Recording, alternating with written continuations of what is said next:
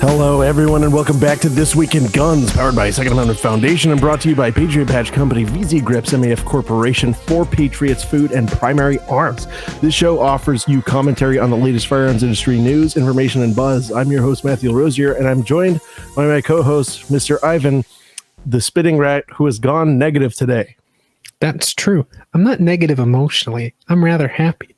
But this is our way of trying to bait a thermal optics manufacturer into sponsoring the show. Yeah. See, everything could look like this and it would be great. Yes, we would wear them the whole time and talk about how nice it was, and we wouldn't even get sick. That's true. Yes. Maybe only a little. Yeah, but we won't tell anyone. Oh, and real quick, I want to plug, if you guys want to keep up to date with firearms news as it's coming out, we are excited to announce the launch of the Pew Report. That's PEW.report. And basically, I'm going through all the stories. They're all categorized on the front page. You get a membership. You can get access to additional filters. So you can just keep up to date with the newest stuff. And also, you get on the newsletter. On the newsletter every week, you will get the top stories for the week along with our commentary on them. This is curated firearms news, so you don't have to sort through all the chaff like I do. So check out pew.report and give it a look-see. Okay. So, God, I can't wait till one day we look back sitting around the fire and talk about our memories of the great preliminary injunction membership wars of 2023. Oh man, this has been quite the story. And the last show we did, was the day before, of course, this the court did end up clarifying. And last time we were very negative on if they would actually clarify the question of who exactly was covered by these injunctions. And so there's been a lot of consternation, I want to say, of people like confused why this wasn't a nationwide injunction and stomping feet. Why wouldn't these gun rights groups do a nationwide? Well, they don't get to decide. The court does. The court decides the scope of the injunction at the end of the day. Of course, all of these groups asked for the widest possible, a nationwide injunction. Right. At this particular point in courts, right, this is lost, I think, on some people. So at your little district court, at the first level, you ask for your preliminary injunction, and in this case, your level 1 crook court, right? The level 1 crook court, MAF v. Garland. This case, the preliminary injunction was denied, and so whenever you have your preliminary injunction get denied, while you're appealing to the next highest court, you can ask that next highest court, can we have an injunction while this appeal works its way out? It's pretty darn uncommon that preliminary injunctions in general get granted. It's extraordinary relief. It's even rarer than that you get one while you're waiting for an appeal. If you're the state gets them all the time. The state gets it every time they ask for it practically. For individuals, it's pretty darn, for us, it's very, very rare. So in this MAF v. Garland case, the panel did grant a injunction pending appeal. Now, injunction pending appeal, and at the same time did an expedited scheduling. Right. So that was that's like a very, very clear sign how they're feeling about this, which is good. But even though they're obviously very much on our side, at least initially here, at least it seems that way. Well, I mean, yeah, and also we don't 100% know. It does kind of seem like that's the direction it's heading in. Which is going to be funny, right? Because I guess go on with your next point. Right. Anytime that these sort of things are granted for plaintiffs, so for our side, and this is out and beyond gun stuff, right? Not even just gun stuff. Anytime something like this happens, the relief that's granted pending appeal. So this isn't like a big broad scale injunction. Your injunction's pending appeal. If you get them, I don't think I've ever seen one apply on a nationwide level. It's always as limited as possible because following what the court's following what they're supposed to do. They're not supposed to like give everybody as much relief as they can for. This is sort of like an out of turn injunction, if you will. Is what I'm trying to explain here. So they granted this injunction initially vaguely to the plaintiffs. Now, which is normal. That's the normal thing to do. That's the normal thing they do. Nationwide, definitely not. But to the plaintiffs, usually that's the relief that's expected in standard. Right. And so then after that, they asked for a clarifying order saying, does it apply to the members? And ordinarily, that's not the case. Well, it depends. It does depend, but it's like, this is a very unusual situation because some of these groups don't have like traditional member logs, as far as I understand, and like there is no way to let many people after this was going on was like, I've given money to this group before. I don't know if I'm a member or not, right? I have a card that says I'm a member with no expiration date. Right. And so it's weird. And so it's a bizarro situation. And so the government basically said in their opposition saying, hey, like if you do this, it'll effectively amount to a nationwide injunction. Right. And so the language was crafted in such a way where there are non-insane arguments that it was just members at the time of the lawsuit beginning and non-insane arguments saying that it's all members. I think that either way, it kind of creates the exact concern that the court said it was avoiding, because the court says anything tantamount to a nationwide injunction is not granted. Right. But it kind of is that way. The way that seemed to me, especially because this panel that granted the injunction pending appeal is going to be the merits panel. So they're going to be the panel that gets briefed, and then there'll be oral arguments in front of them at the end of the month of June. And then at that point, they will decide on the nationwide injunction. They might not go for a nationwide injunction still at that point, but they might keep it the same. Right. I'm pretty confident they will opt for a nationwide injunction at that point. Reason being, as they've explained in their brief so far, of course, they're towing the line. They're not supposed to give relief nationwide for an injunction pending appeal, but they basically just did that. Whenever they adopted this motion for clarification, we didn't think, this time last week, we did not think that they were going to actually even do anything with this motion for clarification. We figured they would just ignore it because I'm sure the judges aren't stupid in this case, right? They realize that if they grant this to the members, that is a completely unquantifiable number of people who are covered by this injunction. And what does that mean for the ATF? It means that they cannot go out and enforce this thing for fear of you. I mean, if you bring an enforcement action against somebody that this is protected against, that's tantamount. Then you're in violation of a court order. Right? If they handcuffed you, that's tantamount to kidnapping. And this is one of those things where some of these gun rights groups aren't sure who's a member, so certainly the ATF can't be sure who's a member. Right. And so in some ways, that uncertainty is good for us. Yes, I agree. But so SAF, all of SAF's members, because SAF had a similar thing where they, SAF channel partner got a injunction in its case, and they got a clarifying thing saying, yes, members are covered. And then GOA, also similar thing happened there. So, and this is going to keep going, right? There's a lot of lawsuits, and it seems that the injunctions are just coming one after the other. So I think that's a good sign anyway. And I do think that my gut is that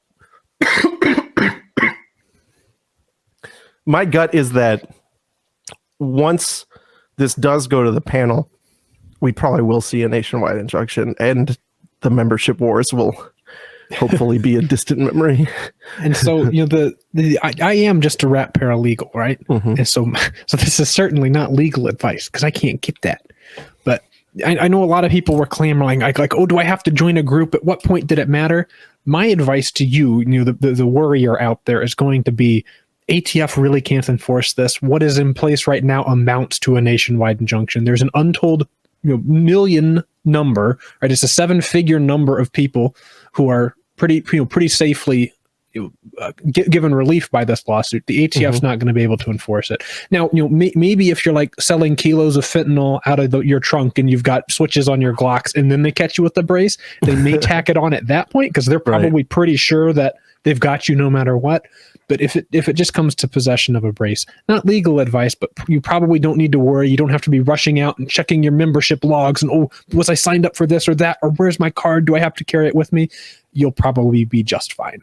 Right. And also, but if you like any of the, if you particularly support a group or what's going on, yeah, give them some money. My advice is always check and see whether people in their top levels, whether you can find any evidence of them actually owning and shooting guns. Of their membership or of the lawyers they hire? Because I forget which case it was, but there was a case where like the lawyers that were arguing for our side very obviously didn't shoot guns, just given how they were answering a judge. And it's like, hey, come on, man! Like there is a certain nuance that greatly boosts the strength of your arguments by having lawyers who understand the subject matter instead of lawyers who are just there being like a skin zombie in a suit reading off of a sheet of paper. Skin zombie. I like that. But yeah, I can't say at SAF, we know Adam Kraut. Mr. Adam Kraut. I've seen him shoot. He doesn't shoot enough, but I've also seen some of his guns. So, it's a good... I always give him crap for that, because whenever we're out at a thing together, he'll like only shoot a few rounds. I'm like, come on, man. Like, let her eat. Yeah. Well, yeah, let her eat. And also because I want to do little competitions. He won't do them. He won't do them. But yeah, so that's good stuff. And I'm sure that was something, those burning questions. Like a lot of people have been tagging me on Twitter, like, oh, is this true? Do I have to like spend this $30 or whatever? And it's like, I've been hesitant to really comment, which is why I'm glad you kind of just like spoke there. But I think the main thing, guys, your main concern should be that if you support a group, if you like the group, give them some money. That's that should be the only way you think about that. I do also want to add one last thing on this point. The gun YouTuber community, except for like the usual worst suspects, has been really quite good at reporting on what this means without it being like super hand wave freak outery. And so I do want to commend some channels that are usually like they want to be quick to the punch. Some of the quick to the punch channels are actually good for covering this, and I appreciate seeing that because it keeps people from freaking out needlessly. That's good, I guess. But you know what I don't have to get? You did the bare minimum I expect and hope of you. Congratulations. No, there's more than I expected. You know what I don't have to guess is good? VZGrips.com. It's a Florida corporation. Look at that. You're available the VZ Patriot program, military first responder discount. What is a first responder anyway? Who cares? The tactical slant, of course, it's always available. Let's check what's on clearance. I mean, guys, VZGrips is good grips. They make the gun better. That's the gun actually shoots 40% harder. Isn't that what our tests showed? Statistically proven 40% harder, and when your hands are sweaty and have the sweat on them, the gun won't be going anywhere. Yep. Yeah, there's the grips. They're good. If you're interested in the grips, use promotional code ThisWeek15. That's THISWEEK15. You're going to get 15% off. And as always, if you need an anime girl on your hyena brown grip, send me a DM message. We'll hook it up. I shot a guy's CZ the other day, and it had CZ grips on it, or it was a CZ with a VZ grips on it from the factory. No, yeah, a lot of CZ guns have VZ grips from the factory, and Dan Wessons do, and a lot of different guns come with VZ grips from the factory because they're good. They're like a lot of guns do, a lot of revolvers do that with Hogues, but then a lot of auto loaders do that with VZ grips because. I understand I was making fun of the sweaty hands things, but they are actually really good grips. My Dan Wesson Bruin, I realized when I put the VZ grips on it, these right here, that it actually already had VZ grips on it. Which was I have to replace my VZ grips with the VZ grips that have the anime grill. It's not anime. It's not anime, it's Vocaloid. You wouldn't understand. Shut up. All right, cool. Did you hear Alex just hack? I wondered what that was. Like, did a gun fall? No, that was my dog. So next up, like we're seeing Bruin applied and used a lot, sometimes misapplied, but this is interesting. Knife Rights is always a group I've been very interested in, and I even have a little knife they gave me here. But they, using Bruin, have filed a federal lawsuit challenging the Federal Switchblade Act. Nice. So that's pretty cool. Yeah. Now this, and a lot of people don't think about it because switchblades are like kind of all over the place. Right. But their possession is federally banned on Native American reservations in certain U.S. territories. And it's also like, and you look at the law and it's like, it's super weird. Like, whoever knowingly introduces or manufactures for introduction into interstate commerce or transport and distributes in interstate commerce any switchblade knife shall be fined with not more than $2,000 or imprisoned not more than 5 years or both. So like, it's a weird law. It doesn't, it's just incredibly weird. So yeah, it's being challenged under Bruin, and I doubt that there is any historical analogs. There were like very early laws regulating like the carry of certain dirk knives. Yeah, they were Bowie knives and small concealable daggers. But like, I'm sure that's what the government will turn to. But this is actually kind of a good test case for Bruin. Yeah, because one of what the anti-gunners are trying to do with Bruin is twist it around into blurring the lines in historical laws between bans on possession versus bans of carriage, which of course we understand totally different concepts under the law. Especially like if you turn and look at drug law, right? It's they ban possession very specifically rather than carriage. It's like possession and carriage under the law are always two totally different things, but the anti-gunners want to make it like historically it was the same exact thing, that a ban on carriage in public is the exact same as a private possession of the thing. Right. So this is actually a really good test of that, because historically there's quite a few bans on the carriage of knives, but those were the question is like, how long standing are those, and are they from the right historical time period? Which is a question the government always forgets to ask itself when it cites nonsense laws. Attorney John Dillon is working on this. He's a really nice guy. He says it is past time to free the Switchblade, so definitely keep an eye on that one. I think they're dead right, and it'll be very interesting to see how that goes. Next up, name a really bad submachine gun. I almost just blurted out something that would make people mad. Oh, say it. I almost just blurted out MP5, even though I love them, just to make people upset. I love MP5s, and I agree it's not good. But even worse, though. Even worse than the MP5. It's like actually bad submachine guns. Is it a bad submachine gun that people think are good? A bad submachine gun that people, just love. Yeah, people think it's good. Yeah. It's the Uzi. It's the Uzi. It's the Uzi. So this is an article, which I thought was kind of cool. It's in Athlon Outdoors, and it's called Lights, Camera, Uzis, The History of Hollywood's Uzi Love Affair. And it's actually kind of interesting because it is when you stop and think about it, why did the Uzi wind up being used in so many movies, and we even saw them like used by the Secret Service and stuff here in the United States, and you find out it all gets traced back to a movie adaptation of Air France Airbus A300 that was hijacked, the Entebbe raid, and that was turned into a movie? Okay. Yeah. And then just everyone was obsessed with it. It was kind of like how the MP5 wasn't a thing until that SAS raid. Right. And that put it there in front of so many people, and they were like, wow, they're so cool. I need that. How much? Oh, never mind. I don't want one. But yeah, the movie Operation Thunderbolt is what brought the Uzi out, and then from then on it just like wouldn't stop, and it goes over the decade of the Uzi into the 1980s, where it's just featured everywhere, and like just a pretty decent read. So check it out, if you want to know about the history of Hollywood's Uzi love affair. You want to know a bad submachine gun? The Evo 3, but even worse than the Evo 3, the Vector. Oh, the Vector's so bad. Bad gun. It's such a bad gun.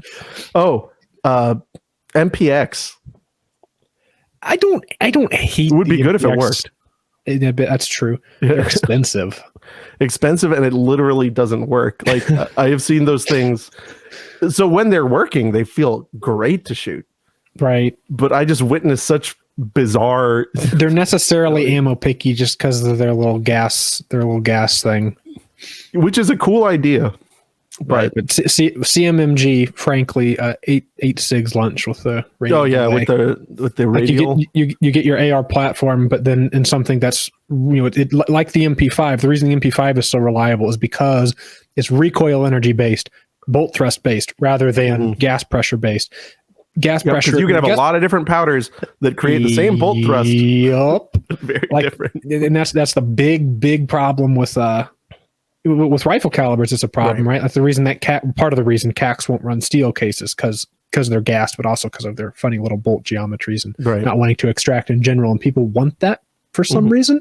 But in rifles, of course, it's a problem. But in handguns, it's a much bigger problem because, like, if you compare the amounts of powders that can go into a 9mm to get 115 grains at 1,200 feet per second, can be a lot of different powders and a lot of different weights thereof. That's a lot of different pressures and different burn rates and whatever else, which puts the MPX at a distinct disadvantage in that regard. Yeah, and this is something we were finding out when we were researching the CETME is that the Spanish, the Spanish with the CETME had all sorts of trouble where they developed their own 5.56 load because the NATO spec didn't specify a powder. It's just like it's this. And bear in mind the CETME is delayed blowback, so it is only dependent on bolt thrust. It's a roller delayed blowback 5.56, and the NATO spec didn't call out a powder. It called out a pressure and a bullet weight and a velocity and sort of the normal things you'd expect. So the Spanish 5.56 caused all sorts of problems with case head separation and damage to cartridges when it was run in a gas operated gun. And so, at NATO trainings, they would have to distribute information where it's like, do not put the Spanish ammo in the American guns. Meanwhile, the CETMELs would eat anything, right? Because they're essentially bolt thrust operated. So they will eat anything that has amount of recoil that's normal for a 223. Right. Meanwhile, the little wimpy bitch made ARs wouldn't and like 249s and stuff are just getting the shreds by the Chad Spanish ammo. And I love how ratcore the Spanish were at that time, because it's like, you brought your ammo that only you can use, you brought your mags that don't work, and so they're literally going around, like, there's accounts of Spanish soldiers like on the ground on their hands and knees, like picking up American Stanag mags, because the Americans wouldn't reload their mags at this point. They just sort of dump them and be done with them, and then the Spanish soldiers would like follow along behind them like rats chasing crumbs, like, ooh. Because the Spanish military at this time had some sort of like conscription consignment thing, right? Where there's some amount of mandatory service that at least some people had to do. And this, with the CETMELs, they would say they'd give you some amount of mags, and then say that anytime you show up for your military duties, you have to have this many mags with you. So like people were sort of dependent on finding or buying their own mags. The problem is the CETMELs had mags matched to individual guns, and they weren't terribly reliable with the mags that the Spanish made, but they were very reliable with the U.S. manufactured mags. So they they did a little bit of ratcore stuff, and then they did a little bit of scrounging, found them crumbs of cheddar. I do love the CETMELs that we have. They shoot good. They're fantastic. Yeah, they're so good, and that's a gun that I'm very hesitant to publicly praise, because I don't, it's already danger close to becoming like CZ tier Reddit snobbery. Yeah. Right? Like, you're seeing a lot of overweight, neck-bearded people like tout the CETME. Right. And so I love my CETME. I've built a few of them, but I'm just like, I'm going to very privately enjoy them. Well, in my home and in front of this audience that we have. The word is out. The CETME is a terrible gun. It does not shoot softer than most ARs. It is not true. You don't do it. Don't buy them. Yeah, the trigger is not shockingly pleasant for something you would expect to have HK adjacent horribleness. Right. It is not just shockingly smooth. Don't try it. don't bother. What you should bother with, though, is MAF Corporation. MAF Corporation. We got the time. It's time. Use promotional code FRN. That's Foxtrot Romeo November, and you're going to get a discount on your order. As always, we got wonderful apparel. We got the Magic ATF ball. Oh, and look, we got some little Polskis for you. That's a little thing for something that may be coming out soon. So yeah, check. That'd be really good if you put it inside of a thing. Whoa. You could put it right in the front of the thing, and then do it. And also don't forget to get your heat set serial number tags if you want to do the register on anything that you went and mated. So yeah, check it out. MAF-arms.code, MAF-arms.com, and use promotional code Foxtrot Romeo November. We would appreciate it if you did. Now, next up, this is something that's really interesting. So if you've ever been in the firearms industry and tried to like set up... Oh, no. No. Yeah. Trying to like working with banks and credit card processors is like... Yeah, that's actually true. It's terrible. The sudden enemy that you just never knew you had. Yep. They are just trying to find a way to like actually kill you at all times. Yes. Well, so for a while now, the financial institutions have been trying to put a specific merchant category code to flag all transactions with firearms retailers. And this has been a push for a while, and it's basically, it's so that the real reason is, the credit card companies or whatever say, oh no, it's for us doing risk assessments. Well, you've been categorizing all of these industries as high risk for no reason for years now. Yes. So what are you going to do? I don't think you're doing this to remove them from the high risk category, but aside from that, and it's so insane when you look at the other things that are considered high risk. There's no reason for it. Right. So there's been states, Idaho, West Virginia, Mississippi, and Florida so far that has banned the use of a specialized code for gun stores. So basically these credit card companies who do business in these states cannot flag these transactions. And the purpose of flagging these transactions would be to allow the credit card companies themselves or the government agencies that they freely and willfully share their data from just being able to like click sort all of the gun transactions directly to the individual purchasers. Right. This week, Montana and North Dakota both joined in on that train. So I think it's a good thing. We should, you should probably encourage your local legislators to do something similar. It's something you might not think about, but it could have a serious implication down the line. So I think we talked about this before on the show where states like California and New York are drafting legislation, I'm sure with the anti-gun groups, to require credit card processors in the state to flag firearms transactions differently. And so it'll be interesting to see what side the credit card companies come down on whenever you eventually have your sort of dual system fully set up, where it's like Discover Card either cannot be doing business in Florida or California. And so it'll be interesting to see how they eventually end up handling that, right? Because the credit card companies will necessarily have to pick a side. Of course, I imagine they end up siding with California, but I don't know, man. Can people really afford to buy anything in California aside from their rent? Drugs, apparently. Oh, that's good. But yeah, no, that will, because there will inevitably be a major lawsuit as things kind of shape out, and so credit card companies are going to join one side or the other.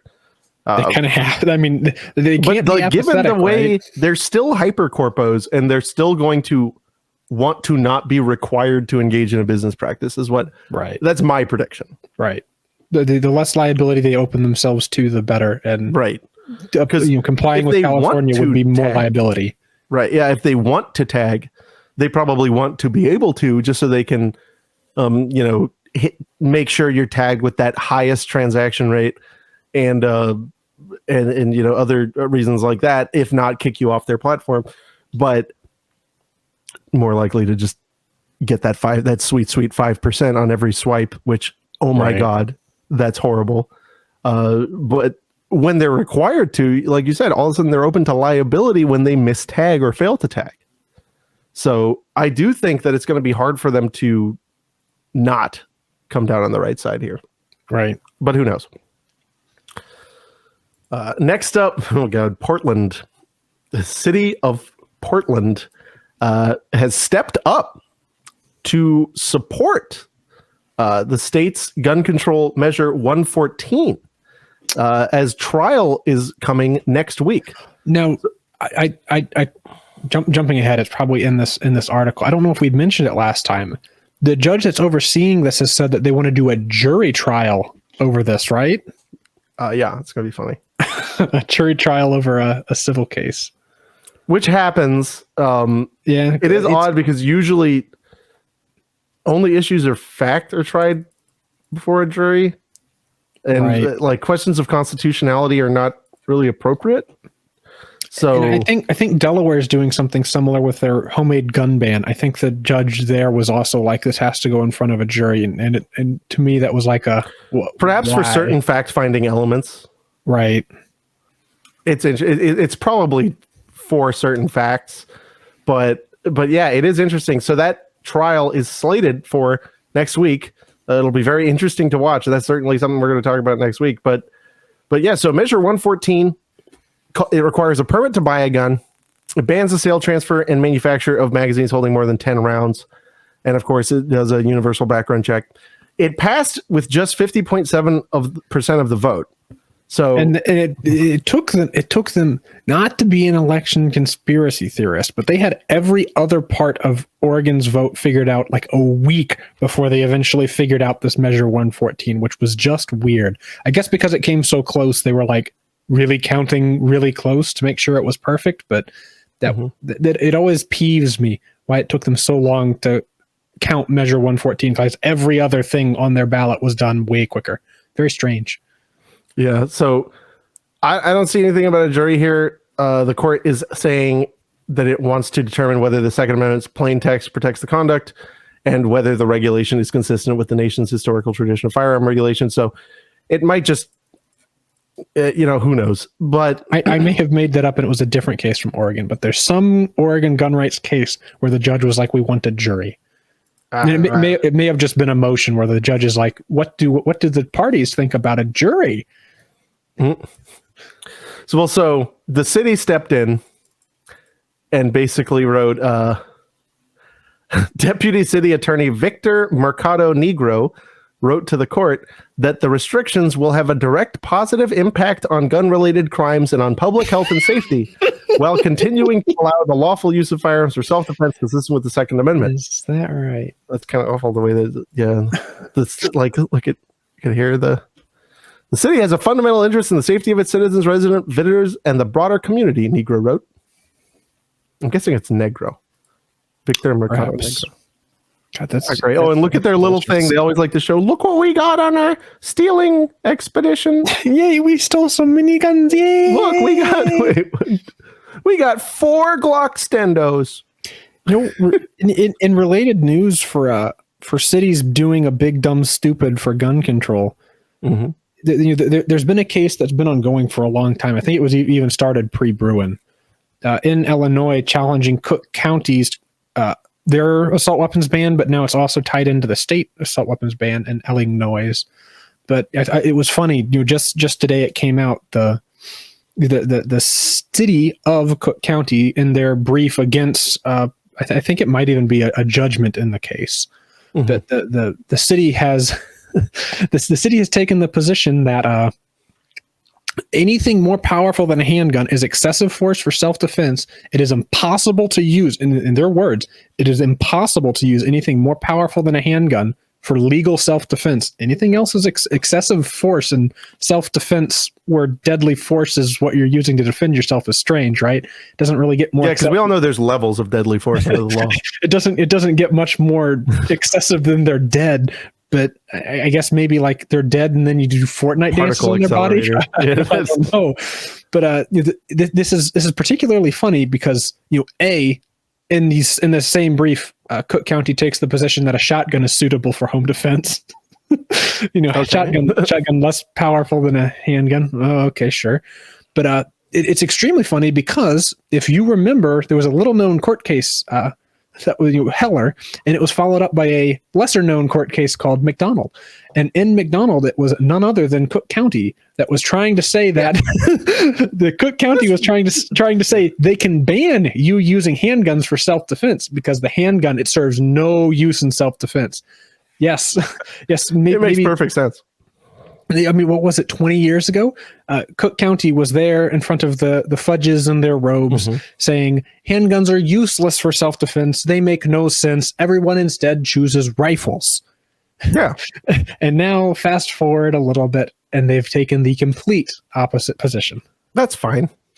Oh, speaking of tchotch guns, I want to do a little mid-show show and tell. Show and tell. So I got a tchotch gun recently that I think you would. Oh, and also, I'm wearing the shirt. Yeah, the Run Draco shirt. Yeah. Chances are, if you wear that shirt, there's a good chance that you're more attractive. Whoa. Check that out. Oh, he bought it. Yeah. It's an Armalite. So it's an Armalite AR-17. Yep. It's the AR-17. People don't know a lot about that one, but Eugene Stoner designed a Schompt gun. And then it's, because people always say that Armalite stands for Armalite rifle. And then they're like, well, no, it doesn't stand for Armalite rifle because the AR-17 was a thing. Well, I've done a little bit of research on this one. The Armalite company maintains that AR meant Armalite rifle, even though they made the shotgun. Yeah. I don't know. I guess it's hard to get authoritative, right? Because it's not like the company would care. They don't really. Well, and they only made like 2,000 of these.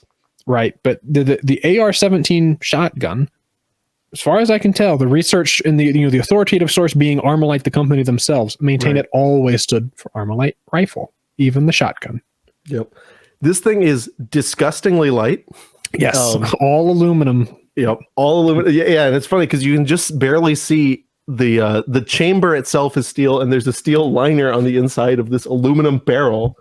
The stock is a very hollow plastic, and it has no magazine. Yeah, it's just got room for one round right in front of the elevator, right? Well, it's not even an elevator. There's a ramp. Right. It's just a ramp with a funny shape so yeah, there's no elevator. It's got a funny shape in this. I don't even know what to call it because it's not like any other shotgun that I've seen. But basically there's a spring-loaded catch with a funny shape where the rim sits in, and it just kind of gently boops the rim upwards when the gun closes. So you have to put one shell in the bottom, close it, then put another shell in the bottom. And it's basically like it was designed specifically for sporting clays. Right. It was, I believe, meant to compete with Val Browning, the descendant of John Browning, who had a hard time living up to his father's legacy. It was sort of like an Edsel Ford, Henry Ford sort of relationship. But Val Browning designed the Browning Double Auto, which was a recoil-operated 12-gauge shotgun that in every way is worse than the Auto 5. But there was some sporting clays and skeet shooting associations didn't let you use automatics because they could hold more than 2 rounds, even though, of course, they work just fine with 2 rounds. Right. So instead, you had to use side-by-sides or eventually over-unders with the Browning superposed. But Val Browning's thought was, aha, I will make an auto-loading version of this where it just holds 2 rounds. You put one in the chamber, and then there's just room for one there. And it's not even really a magazine, just where your second shell sits.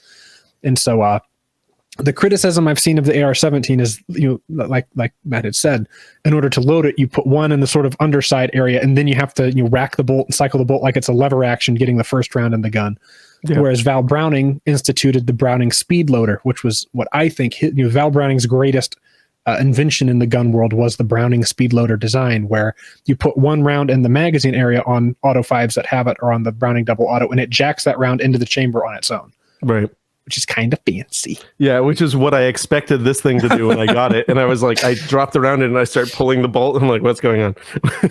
And I'm sure that'll be all sorts of unpleasant to shoot, being like a 4 maybe it did the most 5-pound 12 gauge. Yeah, and it's odd because it's hyper light but also unwieldy, because like the area around the barrel interface is huge because it's like, they had to make it strong enough but also aluminum. It's just a super strange gun. I'm sure you're going to play with it the next time I see you. It's utterly strange. I also got another cool thing. Well, we love 22s here. That's true. Because Sean's not here, so we can talk about 22 supremacy. Yeah, that guy's got problems because he can't shoot groundhogs at 4 million yards. I'm thinking about buying one of those. Do you know what this is? Yeah, it's the Browning butt loader. No, it's not. Is it not a Browning? No. And see, I got you. It's the Norinco ATD. a Chinese copy of it. It is a Chinese copy of the Browning butt loader. And it is probably the most wonderful shooting 22 I've ever shot. Yeah. And as is often the case with Norinco copies of American guns, it's like the same thing, just made of inexplicably harder steel. And it just feels, I absolutely adore this thing. And Browning butt loaders, what do they cost these days? Oh, geez. I believe they remanufactured them in the 90s, and they may have continued that for a while. Usually around $1,000. $300. That's not bad. Yeah, so that awesome. The only issue I have with it is it's a butt loader, and you're used to butt loader. Like I had a Sears butt loader that held like 18 rounds, 10 rounds. Yep, just 10 rounds. But I adore that stupid little gun. Yeah, that's pretty sick. I wasn't aware Norinco had knocked that one off. Yep. I wasn't either. And I went into one of my favorite pawn shops and they were like, "Oh, Matt, I got something for you." And they hand me that and I'm like, what? And I was like, "Why do you think I would like this?" And he goes, "It's a Norinco." And I go, "Give me it."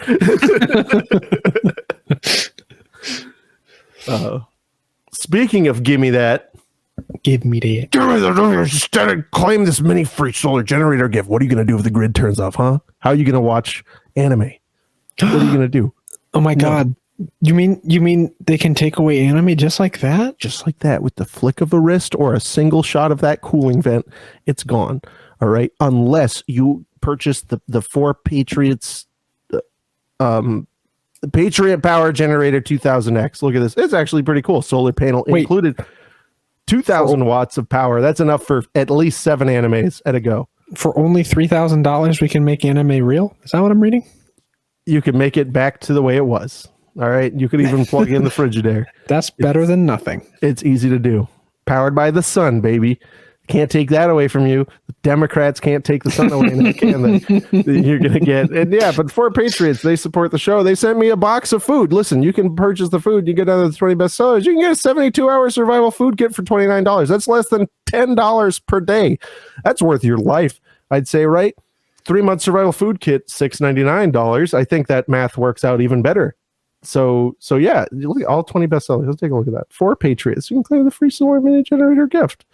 So 72-hour, 3-month Victory Garden Seed Vault. That's kind of cool. It's got almost 10,000 seeds. Yeah, wow. Look, they're non-GMO heirloom seeds. They can harvest again and again. No green thumb required. Designed to last 5+ years. Ships from Utah. And free shippings on orders of over $97. So you only have to order 3 of these to get free shipping. Look, you could be just like Douglas. Look with his little rake. Yeah. But yeah, check it out. Vegetable. Actually, I think I might get that. Hey, 4 Patriots. Hey, 4 Patriots. Hey, send me that one. The seeds. Send me the seeds. He wants a big load of your seeds. Yeah. Yeah, but use promotional code FRN to get 10% off the seed or whatever else you want. I think Glock sells seed too.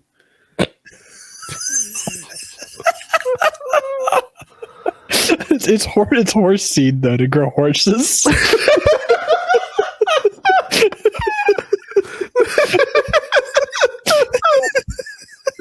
Whoa.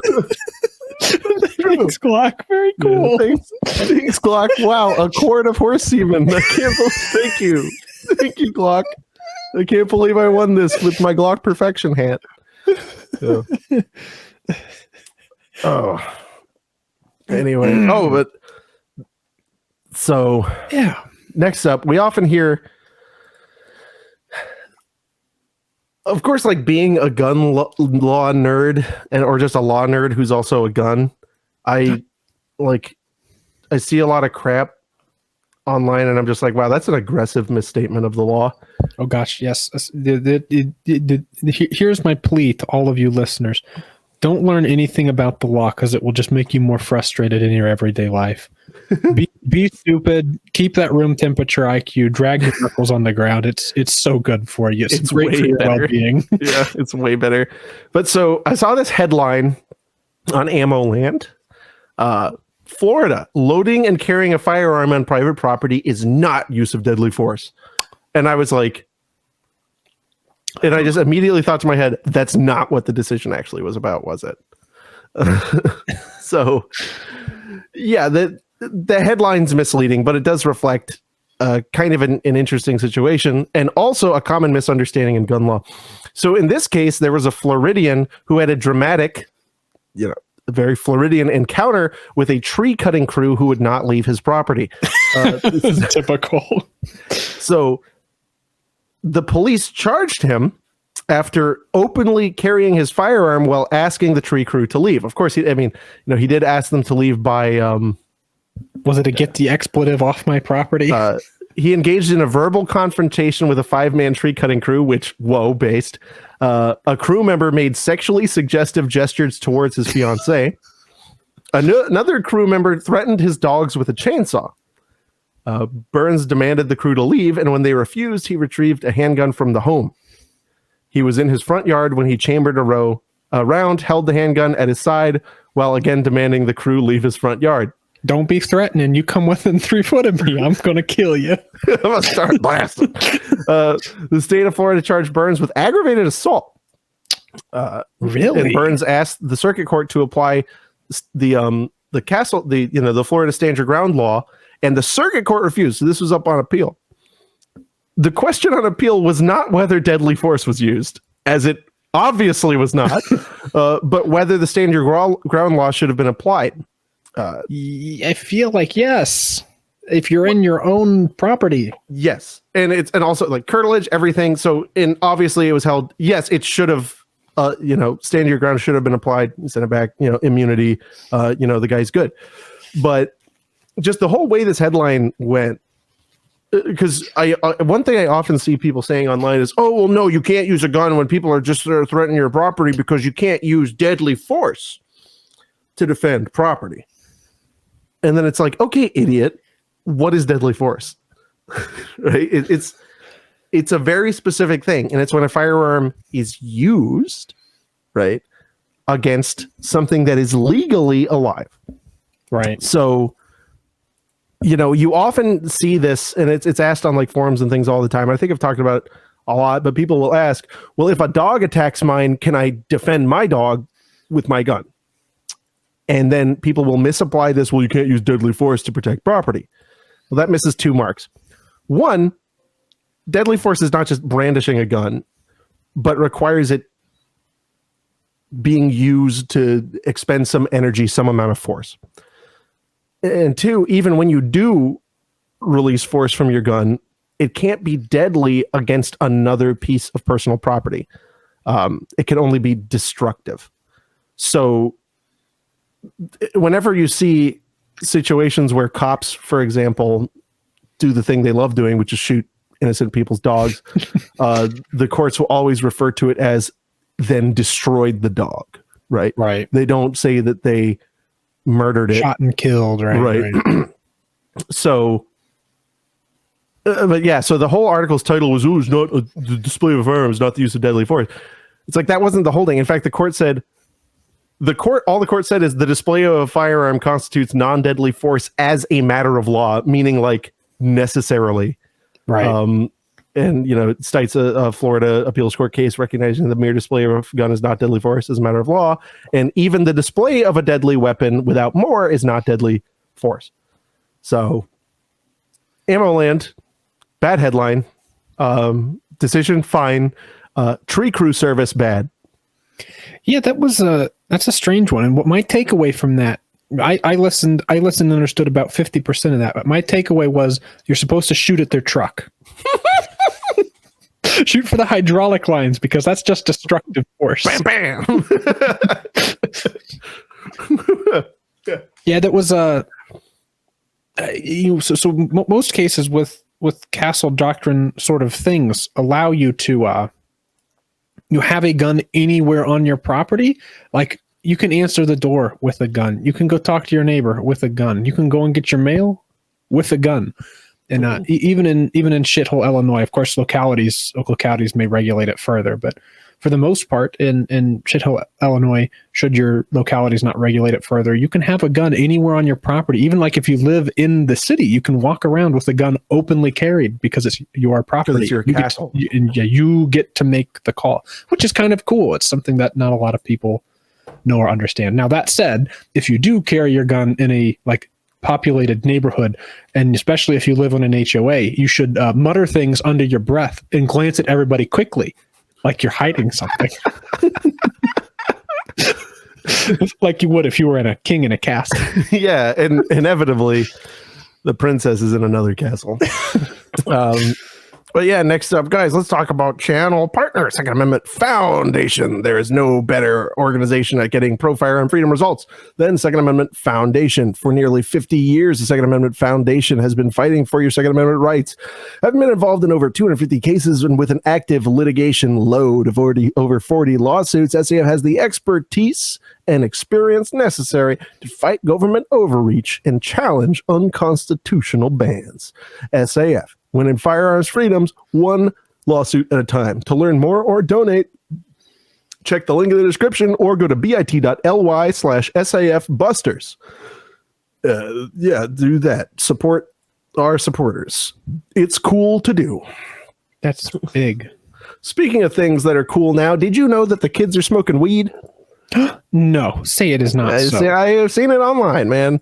And ATF is so with the times that before the ink dried on Minnesota legalizing recreational weed, the ATF came out and reminded Minnesotans that federal law still prohibits anyone defined as an unlawful user of a controlled substance from possessing firearms or ammunition. Okay.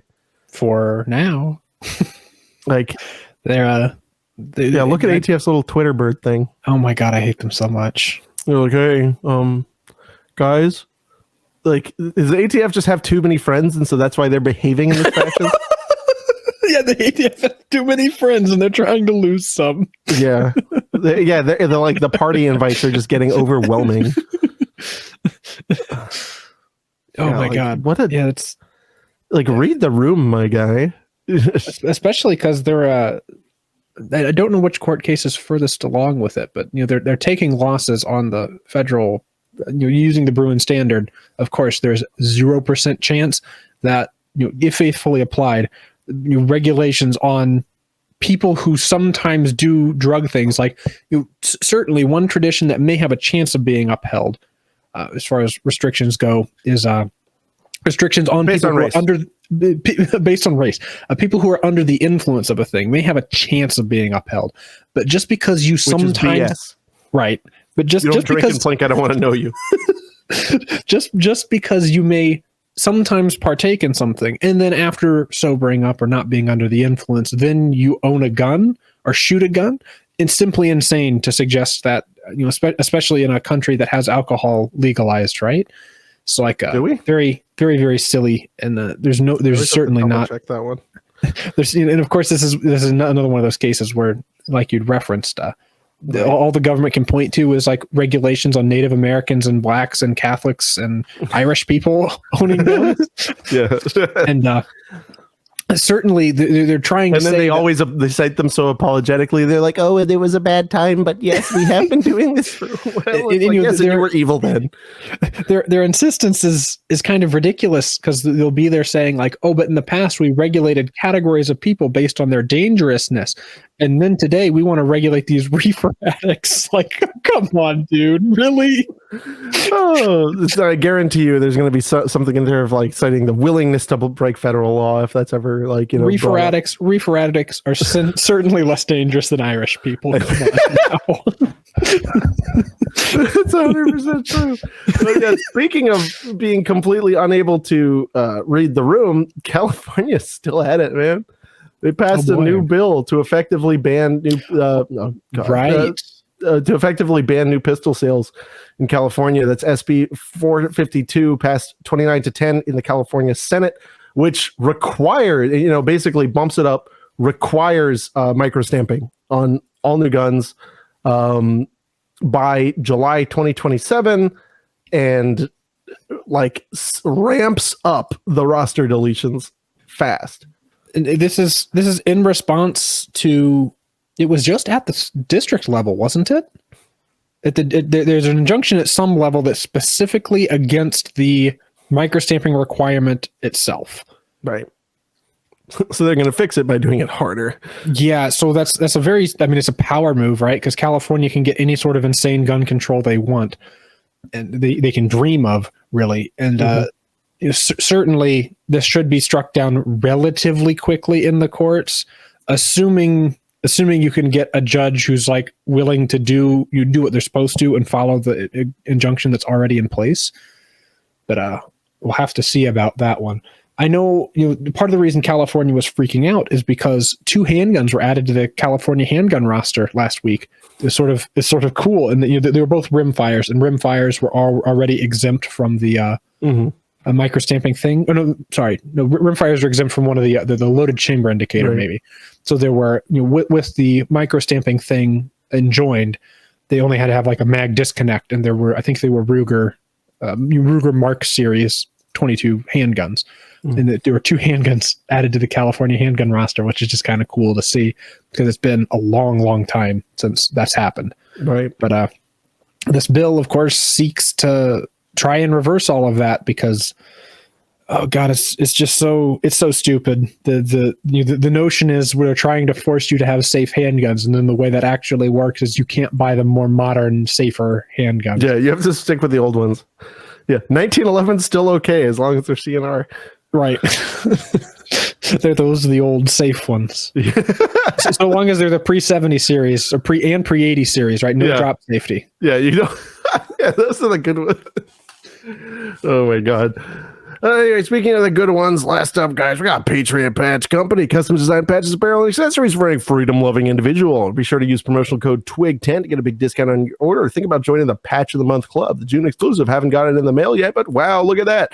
It's a tchotchke with the fire launcher rocket on just the in end. time for the 4th of June, the holiday. Just in time for the 4th of June. Yeah, so it's like, I guess they're getting it out in advance of July, because if they got it out in July, it's right at the beginning of July. Oh, speaking of the sale, oh look, that's kind of cool. They got the World War II guns on sale. Everybody's favorite World War II guns, the MP40 and the Bryn Mark IV. Yeah, the Mark IV wasn't used in World War II. Whatever, it's also not a Mark IV, but that's either a Mark III or II. The papoose, and then look at that. We were just talking the 1911 cleaning mat. Wow. Scranton Revan, and that's a 70 or 80 series because it doesn't have the drop safety. Oh my gosh. That's huge. That's huge. So yeah, if you're in California, you got to get this mat so you know you know what's going on inside. For now, that mat doesn't need a micro stamp. I think that's how the law works. It was the Bryn Mark IV was the 308 one, right? Or was that the L4? Jeez, I don't know. Bad gun.